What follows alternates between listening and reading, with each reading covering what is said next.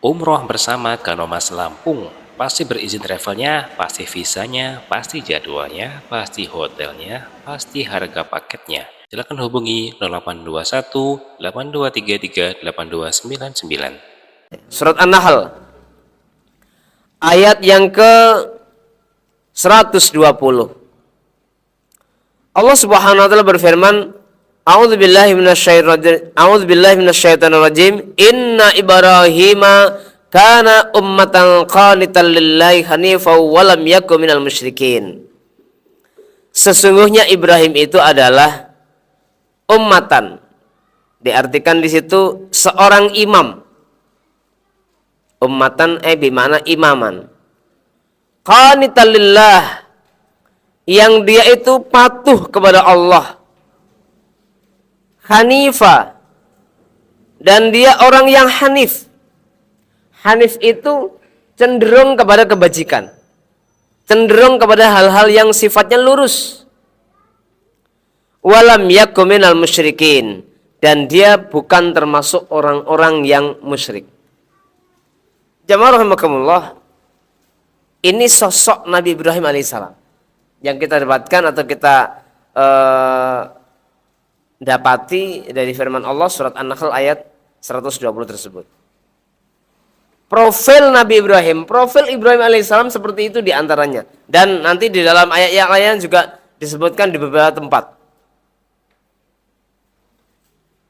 Sebagai seorang Rasul, tentunya menyampaikan risalah kepada umat manusia.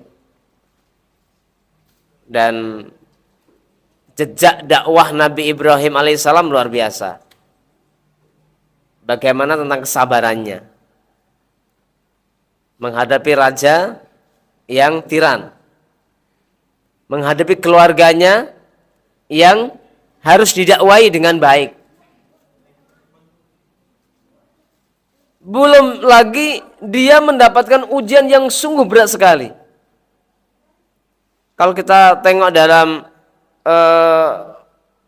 episode kehidupan beliau itu, jamaah rahimakumullah, awal dakwah sudah, yang dihadapi adalah keluarganya. Kemudian ketika beliau menjadi nabi, menjadi rasul, tentunya mengharap-harapkan kedatangan atau didapatkan seorang penerus nantinya dalam dakwahnya. Tapi ternyata lama sekali nggak kunjung mendapatkan keturunan. Sampai-sampai di dalam sirah itu yang disebutkan dalam sejarah, Nabi Ibrahim ini kan istrinya dua. Yang pertama Sarah, tetapi lama nggak kunjung dapat keturunan. Akhirnya Sarah membolehkan, bahkan menganjurkan kepada Nabi Ibrahim untuk menikah lagi. Yang kemudian istri yang keduanya adalah, ada yang mengatakan membantu, ada yang mengatakan tadinya itu hadiah, begitu ya, yaitu Hajar alaihissalam. Hajar. Allah Subhanahu wa taala melalui perantara Hajar menurunkan keturunan atau memberikan keturunan, yaitu Ismail alaihissalam. Dalam kehidupan manusia mungkin itu hal yang wajar ya. Kalau kemudian Sarah itu juga pengen marry, bahkan kemudian juga timbul kecemburuan. Tapi Allah SWT kemudian dalam ayat yang lain memperbaiki rahim Sarah. Lalu dengan itu Allah SWT juga turunkan kepada Nabi Ibrahim Ishak. Maka sebenarnya di sini Nabi Ibrahim itu dikatakan sebagai apa? Bapaknya para nabi juga. Karena dari jalur Ismail itu turun nanti sampai kepada cikal bakal orang-orang Arab, yang salah satu diantaranya adalah Muhammad Sallallahu Alaihi Wasallam. Kemudian di kalangan dari anak turun Ishak nanti terus ke bawah menurunkan Bani Israel, yang di situ begitu banyak nabi-nabi dan utusan. Terakhir nabi dan utusan dari kalangan Bani Israel adalah Isa alaihissalam. Dari Ismail turun, kabar sampai turunnya adalah Muhammad SAW. Dari Ishak turun Di antaranya yang terakhir adalah Isa alaihissalam. Maka dikenallah kemudian Nabi Ibrahim itu sebagai bapaknya para nabi. Baik, kita kembali kepada bagaimana profil Nabi Ibrahim alaihissalam. Disebutkan dalam ayat tersebut, dia itu seorang pemimpin yang hanif, yang qanit lillahi ta'ala. Qanit itu tunduk patuh. Hanif ada kecenderungan, senantiasa kecenderungan pada hal yang baik. Maka dari hal ini jamaah rahimakumullah, kita ambil pelajaran Nabi Ibrahim itu teladan. Sebagai suami dia teladan. Sebagai bapak dia juga arif. Oleh karena itu, kalau kita menghendaki keluarga kita ini menjadi keluarga yang baik, anak istri kita menjadi orang-orang yang solih-solihah, maka kita harus menengok kepada diri kita. Berarti kita harus mampu untuk menjadi teladan. Ini pesan atau kesimpulan yang dapat kita ambil di antara seperti itu. Ketika seorang suami, kepala rumah tangga menghendaki anggota keluarganya baik, maka dia harus baik. Harus memantaskan diri untuk menjadi seorang teladan.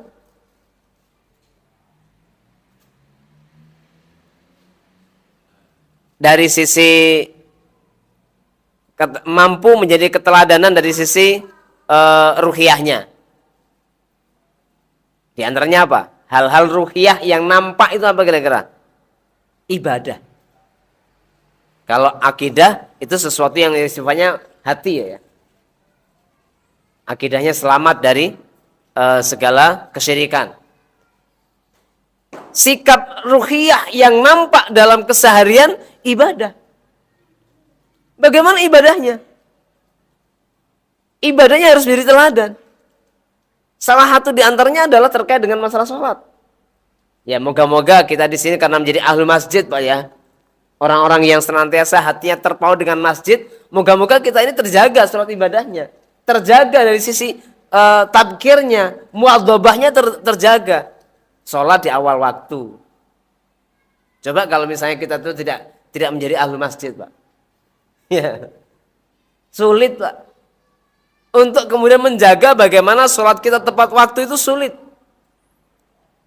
Maka kita memang butuh teman. Butuh milieu, butuh lingkungan yang baik. Yang akan menjadikan kita itu, hidup kita, ritme kehidupan kita, ritme yang baik. Salah satu di antaranya adalah terkait dengan ibadah. Dan yang simbol ibadah yang paling utama adalah sholat. Nah kalau sholatnya kita ini belum bisa terjaga dari sisi waktunya, dari sisi jamaahnya, dari sisi adab-adabnya, ini berarti kita harus banyak PR Mas. Jangankan kepada anak istri, kepada kita itu harus kita jaga. Maka salah satu yang menjadi perhatian kita terkait dengan bagaimana kalau kita ingin menjadi keluarga kita keluarga yang baik, ya kita harus menjadi teladan dalam kebaikan itu. Dan salah satu di antara wujud keteladanan itu dalam masalah ibadah. Inti dari masalah ibadah di antaranya simbolnya adalah dalam sholat. Itu dalam masalah ibadah. Terus kemudian dalam hal apa? Ilmiahnya. Sudut ilmiah atau simbol sudut ilmiah itu apa? Tilawatil Quran. Kalau seseorang tilawatil Qurannya itu baik, tilawatil Qurannya itu rajin, insya Allah Allah Subhanahu Wa Taala akan memudahkan dengan ilmu-ilmu yang lain. Akan dimudahkan oleh Allah Subhanahu Wa Taala. Apalagi kita mengingat ya, sebuah hadis, may yuridillahu bihi khairan yufaqihu fiddin. Barang siapa yang Allah menghendaki orang itu menjadi baik, maka Allah akan pahamkan orang itu dalam agama. Dan salah satu sarana untuk memahami agama adalah, bukan sarana, sumber. Salah satu sumber untuk memahami agama adalah memahami Al-Quran.